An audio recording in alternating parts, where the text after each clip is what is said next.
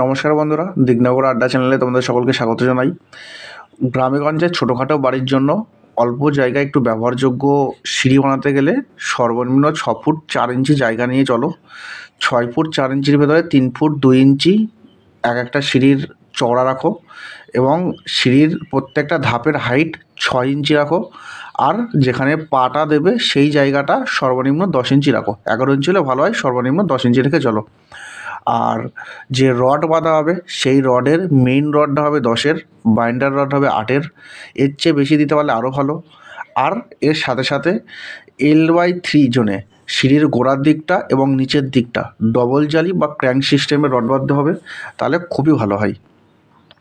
আর এই ঢালাইয়ের সময় তোমাকে অবশ্যই 1 ভাগ সিমেন্ট, 3 ভাগ বালি, 4 ভাগ পাথর সঙ্গে কেমিক্যাল দিলে খুবই ভালো।